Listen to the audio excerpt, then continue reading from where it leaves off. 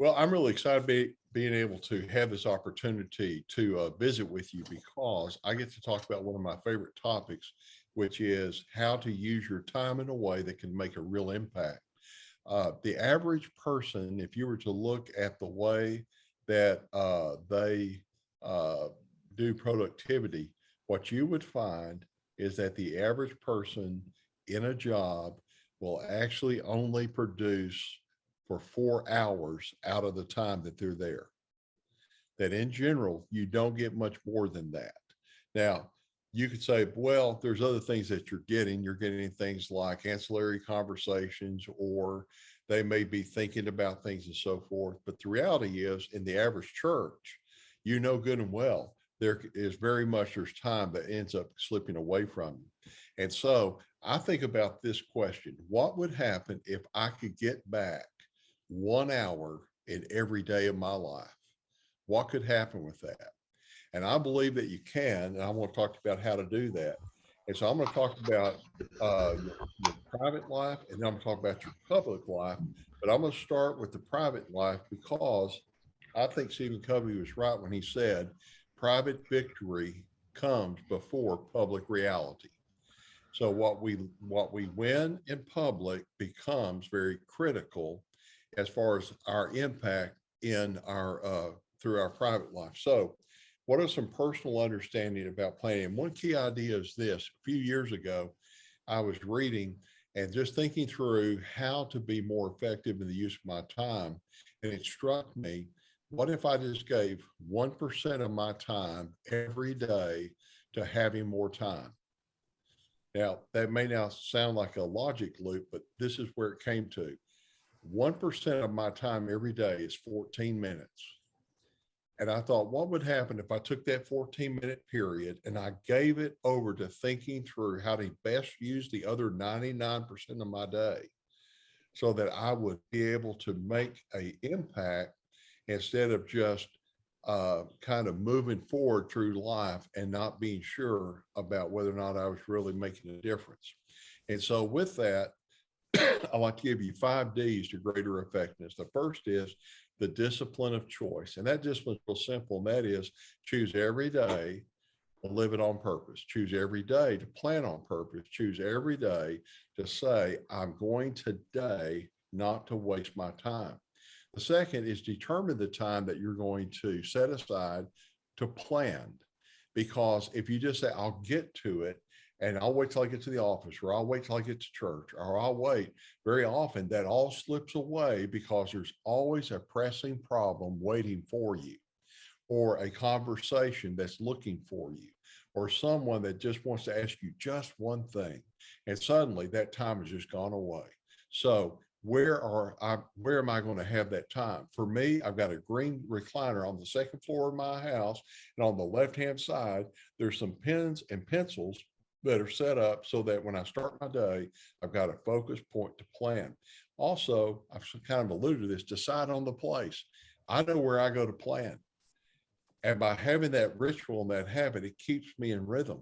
When I travel, I try to make sure that I think through how am I going to plan when I'm traveling so that I can make sure that I keep staying focused, because I want to make sure I don't drop the ball or not fail to do the emails that I promised to do. Define the purpose of that time. So it's not just I know when or where, but what am I going to do with that time? What is it that I'm trying to achieve in that time window so I can be effective? We're going to talk a little bit more about that in just a moment. And then finally, discover the tools that work for you. It doesn't matter what works for someone else. The question is what works for you. Now, if you're a yellow sticky note person and you like putting up 30 yellow sticky notes and that's your plan, I will tell you that I think that is fantastic. Uh, I think you're half crazy, but I think good for you, because my experience with yellow sticky notes is they don't do quite as good as people think. Also, what about tools that can help me? So let's talk about 3 basic tools. The first is one of the most important tools you'll discover is this: find your rhythm for planning. Now, I can tell you my rhythm. I can tell you what yours ought to be, but I can tell you what mine is. And that is yearly, quarterly, monthly, weekly, and daily. I try to make sure that every day I stop and ask the question, what do I need to focus on today that really matters? I know there's going to be a lot of things pushing in, pressing in, but what do I need to make sure happens today if I'm going to make a difference? Then weekly, and for me, this is on Sunday, preferably for me, it's Sunday afternoon or evening. I like to identify the important concerns that I'm facing that week. What are the three or four or five big things coming that week that I know that if I do those well, or I make sure those get achieved, I'm going to keep moving the ball forward for what I know that I'm here to do. And monthly, I like to focus on the big rocks. I like to go into that last Sunday before the month to come, look at it and say, okay, as I look at that month, what are the things that I know that if they're accomplished in that month are really going to help me move things in a way that I can be content. And I know that even some of them may be hard and they may be things that irritate me, but I know they make a difference. So I'm going to push forward on those. And then there is the quarterly, and the quarterly is, for me, it's the last week of the quarter to come. I'll sit there and look at the quarter, and I'll start with this. What happened last quarter in the last 3 months that demonstrated God's hand in my life? What happened in the last 3 months where I was able to see God work, or I was able to see things happen? Because it's a good reminder of all the ways that God has worked. That's one reason I think journaling is helpful. There's different ways to do that. And then I ask, what about what's coming? What's next? What is the big focus for what's next? Excuse me. And again, I try to identify two or three things that when I think about that quarter, I know if I will get that achieved, that's really going to help me go forward. And then finally, yearly, I like to have a time every year where I have a day or two where I'm able to stop and say, hey, Lord, as I go into 2022, or as I'm walking into 2023, what is it you want from me? What is there something I've neglected? Is there a spiritual discipline I need to embrace? Is there a relationship I need to shore up? God, help me understand this coming year. Where am I in the organization that I lead? Where am I in my relationships with staff?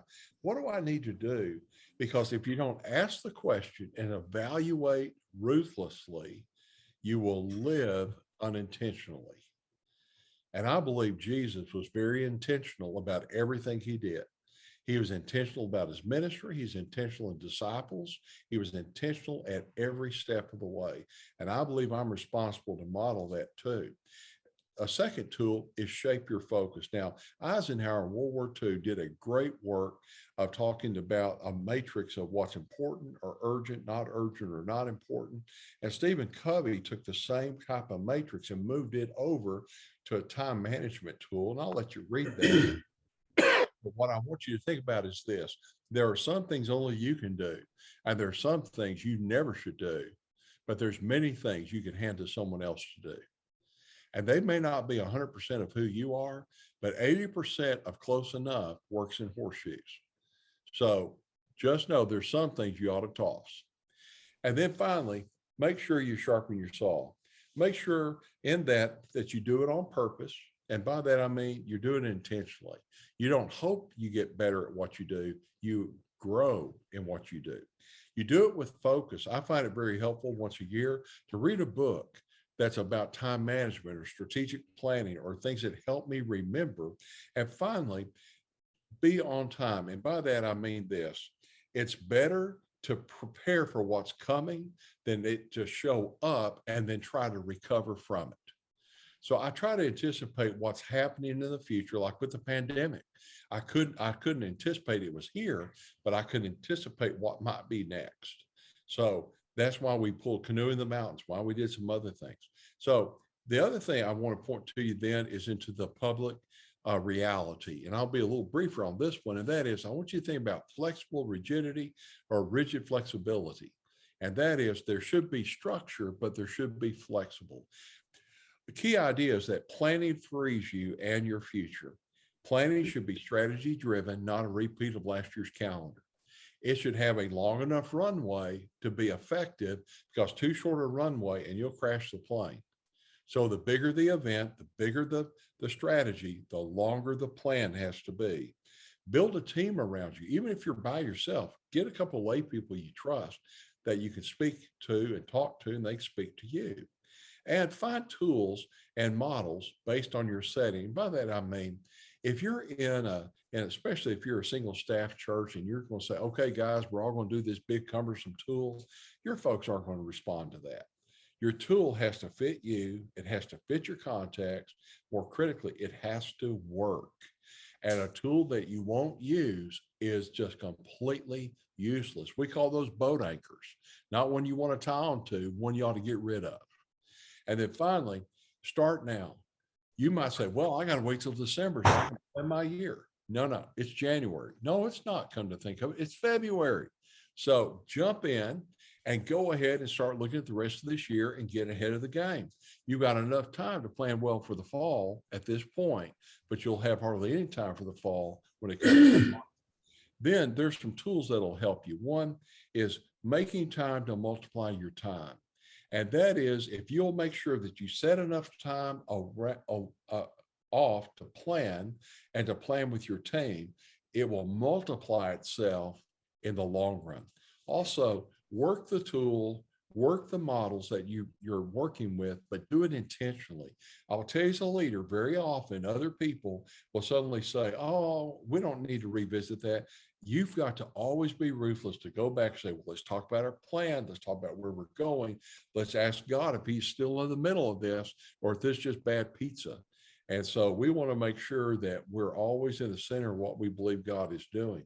And then it doesn't matter if your tool is a hard copy tool or an online tool. If you'll use it, it's worth it. And there are plenty of hard copy tools. You can buy a calendar. You can get I used to use a 3-month laminated calendar, and I would use different colors to be able to figure stuff out. I've done just about everything. I've done a lot of things, didn't work well, but I'll tell you this, it was always better to work from an intention than to accidentally get nowhere. Also, we say 1414. That's our shorthand for the God Dreams model, which we work within that framework. And then there's online apps, there's planners, there's software systems, there's free systems online. Your phone is smarter than we are. So there's a lot of things you can get from that. But what you want to think about is this. It is much better to live on purpose than to live without purpose in mind. When you get to the end of your life, you want to know, I tried. I did the very best I could with the skills and gifts that God gave me to hit a mark and to make a difference and to be an investor into eternity. And so that's what planning is about for me. I know people that tell me that they're too spiritual to plan. And that's what they mean when they say, I don't do a lot of planning. I just trust God to lead me. I'm sitting there going, did you ever read the scripture where Jesus said, I must go to Jerusalem? It sounded like a plan. I just, as I go through the Apostle Paul's life, I see plans. I see plans where God moves him away from his plan, and that's great. But I would rather be going direct towards something and God say, move over here, than just be sitting here saying, all right, God, whenever you're ready, you just spring something on me.